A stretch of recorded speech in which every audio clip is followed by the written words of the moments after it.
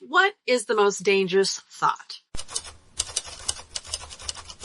We have various thoughts attached to our emotions, but there's a special category of thoughts that, if entertained for long periods of time, can ruin relationships, reshape memories, and hijack your emotional life. And here's the kicker. These thoughts usually feel completely justified, making them far more difficult to get rid of. Why would you want to get rid of correct, truthful thoughts? You wouldn't, of course. This makes them particularly dangerous. Danger refers to something that increases the likelihood of harm or damage. In the context of thoughts, a dangerous thought is one that feels true and justified, yet instead of helping solve the problem, increases defensiveness, resentment, and disconnection, working toward harm or damage rather than improving a relationship or even our own mindset.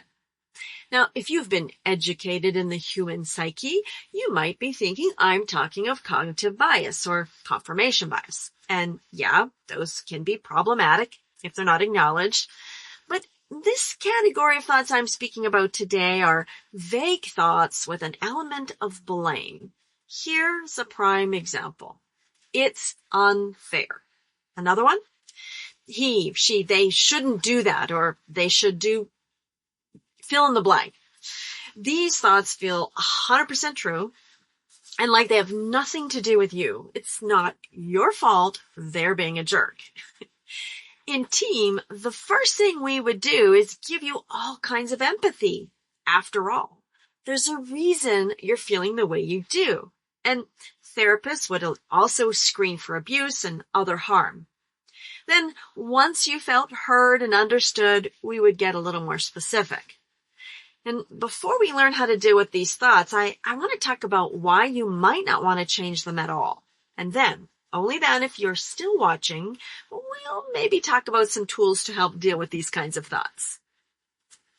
One morning a couple months ago, I was getting ready to make breakfast, and my husband started sharing an article that he had been reading. I could sense he was feeling a little annoyed and irritated, but I didn't articulate that, nor did I use any of the 5 secrets. And a little context, I had been asking him to open up more and talk to me in the mornings rather than being on his phone. But the thought came to mind, it's not fair. The next thoughts were more specific, like he's not seeing the whole picture, which is to say he should be seeing the whole picture, and I don't get to have an opinion without upsetting him, or he should let me have my opinion, and so on. Now, I won't give you all the juicy details, but to suffice it to say, I took some of that discussion personally while he was trying to share his thoughts about the topic and not about me. That's why these thoughts are so dangerous. They go from 2 or 3 words like, it's not fair, to a flood of feelings in like 10 seconds, taking control of happiness away from you and slapping it on someone else who may or may not even be aware of how you're feeling. Quick disclaimer, I'm talking of otherwise healthy relationships here. Abuse should not be tolerated. Okay, back to my story. My hubby was expressing how he was feeling and what his thoughts were, but I made it about me. In addition, an unconscious limiting belief was also at play in my mind, one that is like you have to give up your ideas for the other person to hear what the other person is saying, which isn't true, but it kind of resides in the back of my mind.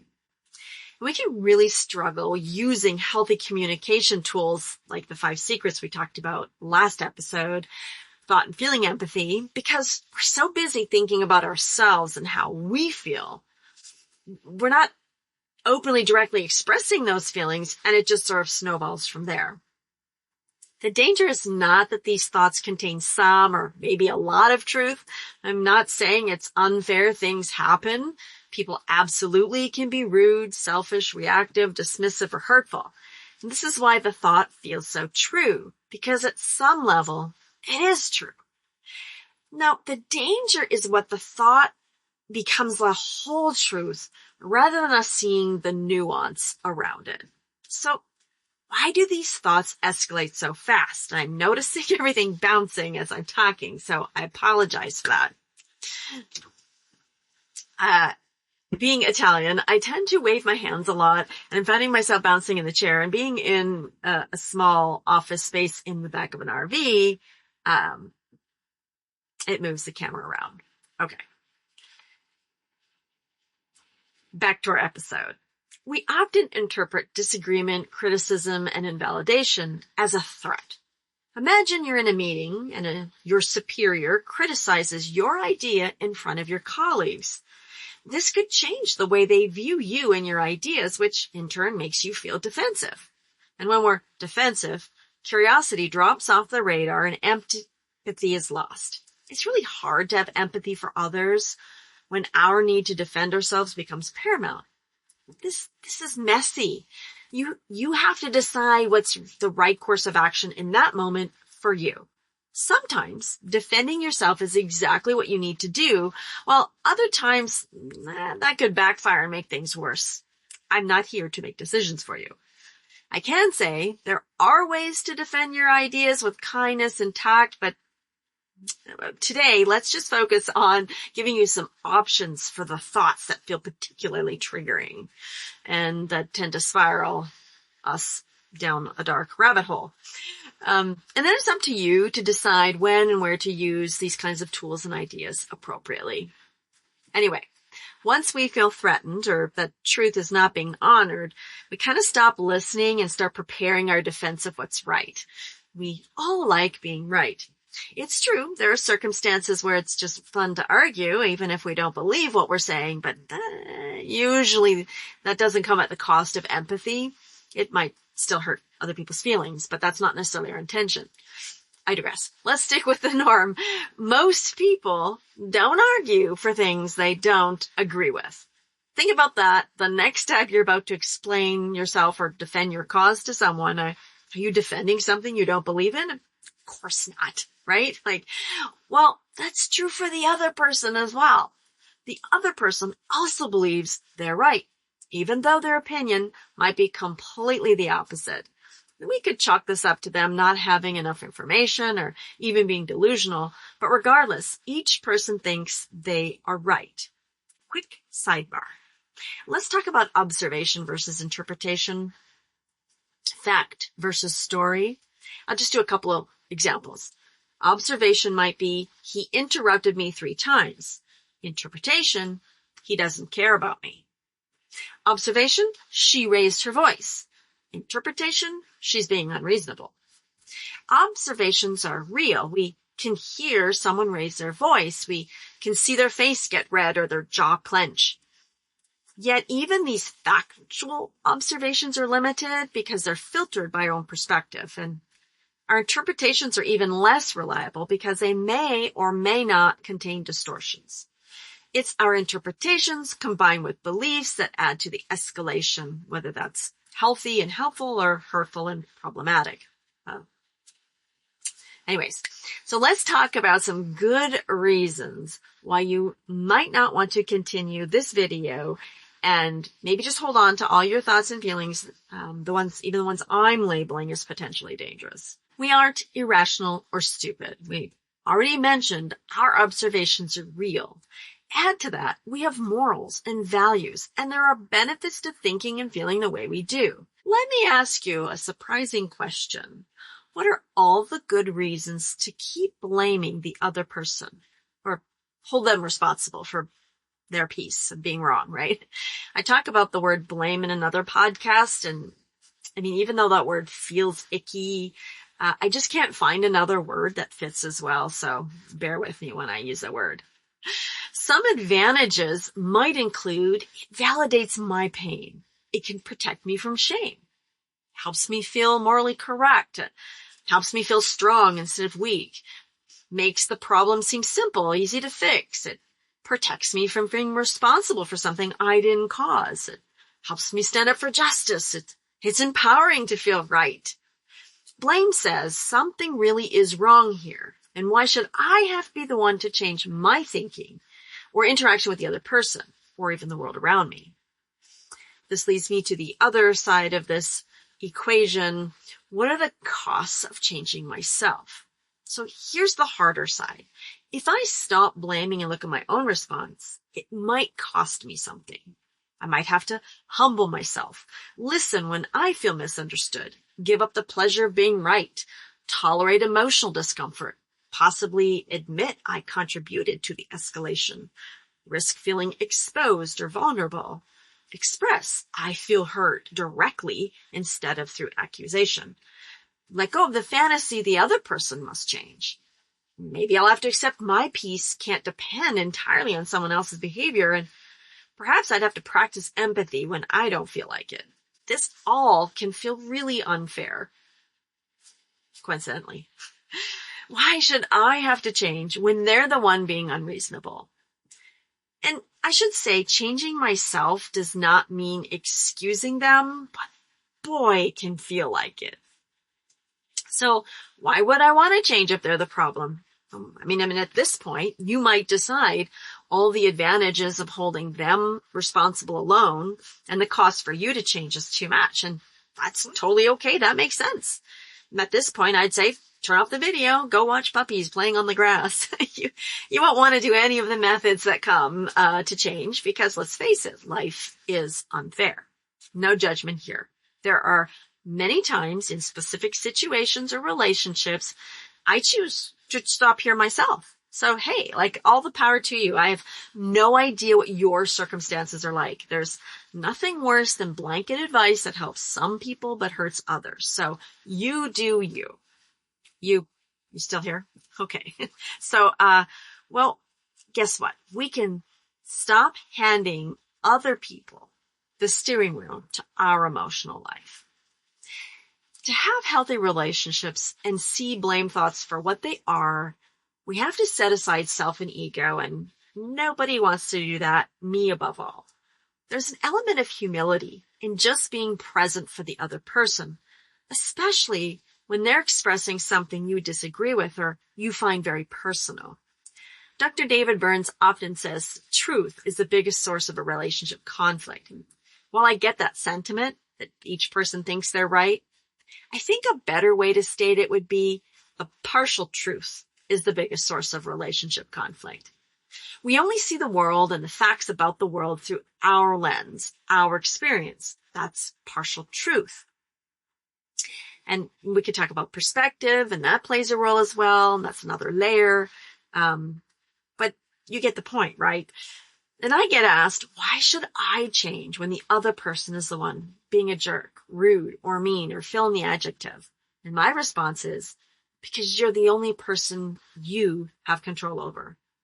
So if you're willing to take back control, we have some methods we're going to talk about to work through this combo of vague, other blame, it's unfair type thoughts.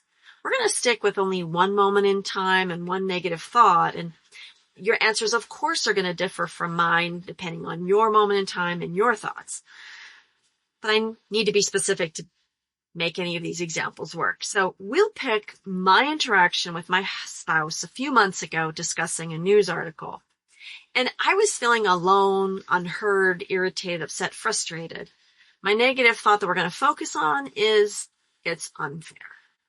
The first tool I'd like to explore, because it's my favorite and it helps us unpack more about the thought itself, is called Explain the Distortions. This is where we see if the thought has any errors, whether they're hidden or obvious. For those new to team, keep in mind a distortion means the thought might be completely or partially wrong. Example, if my mother dies, I'll never be happy again. Obviously, you will be sad, but to say never happy again isn't true.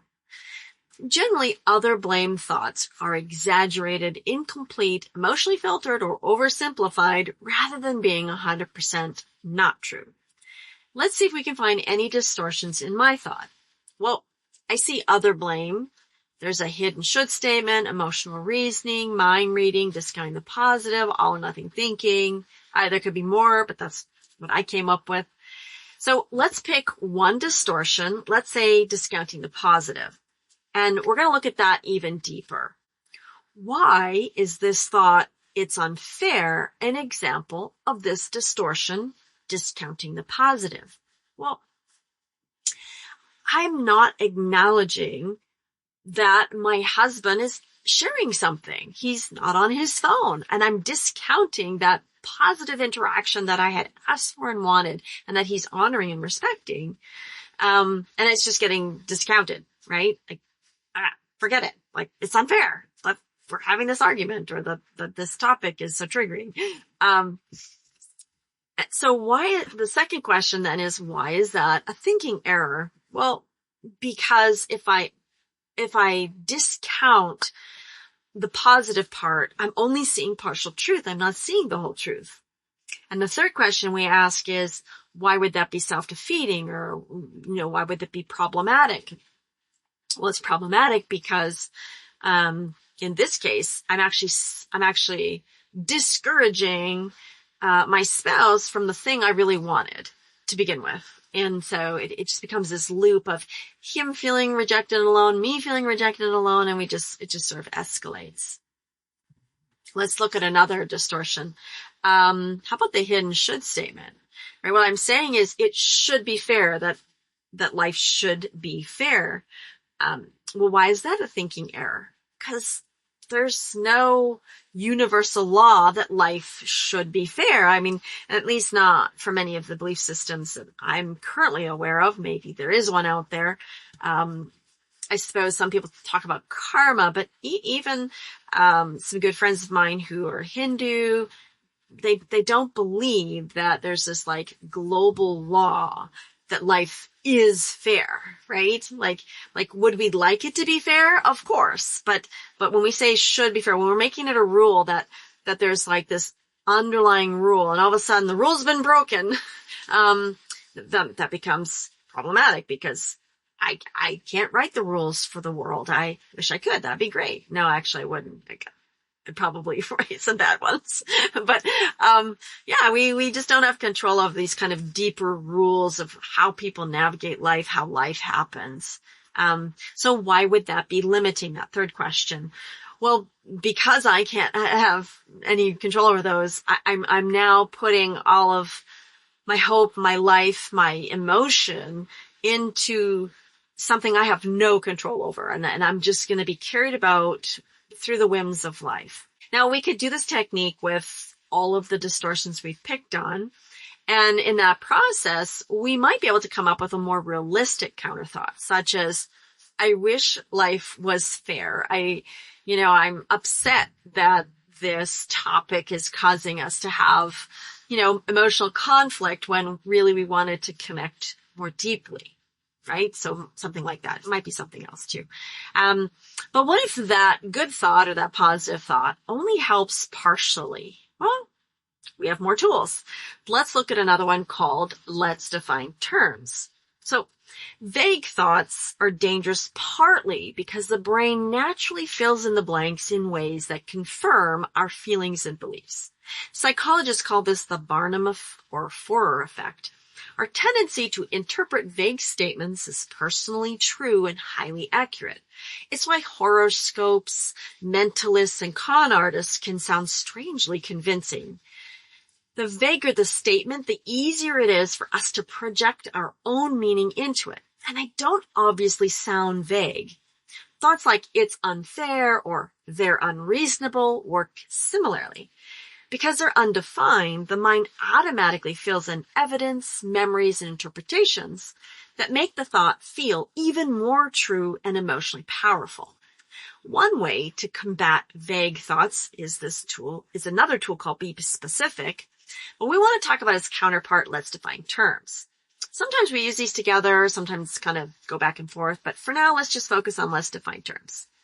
When we use labels like inferior or loser, we're going to ask more deeply what these labels or these words mean. What claims am I making? Is there a definable truth that's relevant, or perhaps it's too general to be of real value? And when it can be taken to the extreme, is it even possible? For example, foolish behavior exists, but is there such a thing as someone who is 100% a fool? They have no non-fool parts to them, right? Let's take it's unfair. That's the one we're working on.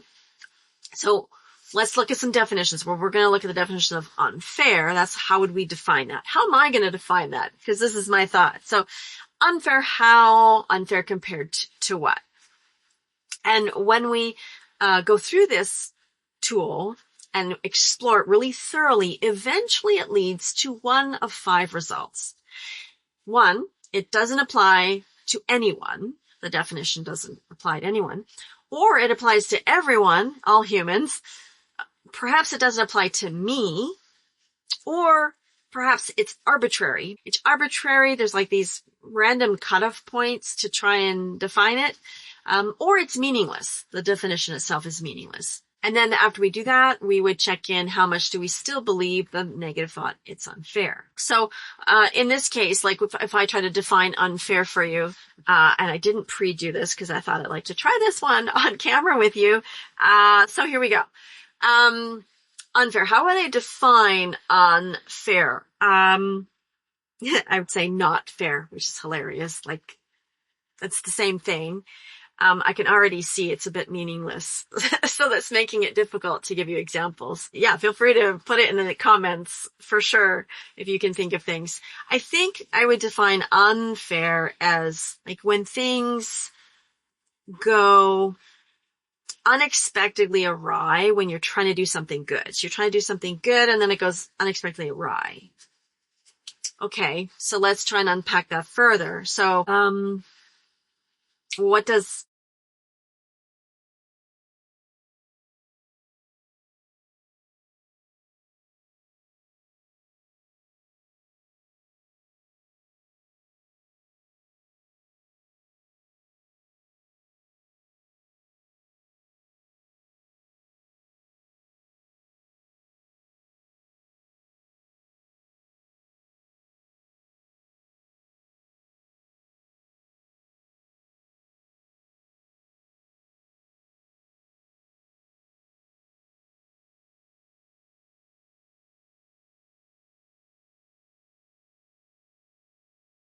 anyway, so this technique can take quite a while and usually it's helpful to have someone else ask you questions about it, kind of pretending they don't understand. But you can kind of get the idea of how you do this yourself. So, all right, let's go beyond just this thought. And I want to give you a tool to help connect deeper with the other person. We do this with one called partner positive reframing. And you've heard me talk about positive reframing before, but this one is where we focus on our partner. What was the other person feeling during the interaction we had and how might they have been thinking? So again, clarification before we start, you can understand someone deeply without abandoning your own perspective. Like being a doormat is not the goal because extremely submissive people can actually escalate issues in relationships. So, just be you. So let's ask, what are all the good reasons the other person might feel, think, or be reacting in the way they are? And in my case, what might my husband have been feeling during our interaction? And maybe what are all the good reasons he believes what he does? Of course, I'm not going to give you specifics, but I think we can still get some goodies from the example. I mean, can you imagine with me that he might feel hurt? Here I've said, I'd like you to share more about your thoughts and feelings in the morning and, things you're reading. And then he shares and I'm like, I'm sure he felt criticized and stressed. He thought he was connecting and I said I wanted to talk more and kind of jumped down all over him. Perhaps he felt misunderstood. He couldn't tell I was taking it personally. And then because I'm taking it personally, I'm not actually listening. So he's actually right. I'm not understanding him. And we could go on, he has a high sense of justice, which is one of his values. And I love that about him. Like that's something I really love. When we're talking earlier about discounting the positive, I'm discounting the fact that, he's sharing something that he's really passionate about, which typically he's not. He's pretty chill, easygoing guy. I'm like the intense one. And so when he shares something that you can tell he's really interested in and important to him, that matters and he's opening up and being vulnerable and sharing that with me. So when we can see the other person's humanity, then blame begins to soften and we feel more connected even if we don't agree with the content of the conversation. Because now we're using this conversation as a part of intimacy, a part of relationship building. I have other tools, but I think, for the sake of time, we're gonna go ahead and, kind of stop with like the methods part here. Just know that there's lots more if these didn't feel particularly helpful to you. And again, I'm trying to just give you sort of like broad strokes of ideas, right? There's often under blame, we have hurt, sadness, disappointment, fear, shame, loneliness, feeling unseen, feeling invalidated. And that's happening for both people in that moment. And it's really important for us to see that for ourselves and give that voice, as well as acknowledging for the other person. In my situation, it kind of escalated, and I was able to kind of rail it in a little bit. I wrote this quite a while ago, and so this wasn't just like, this is like a few months ago, and my memory's like a few days ago feels like a few months ago feels like a few years ago in my brain. But, like realizing here, my husband was trying to do something that I had asked him to do.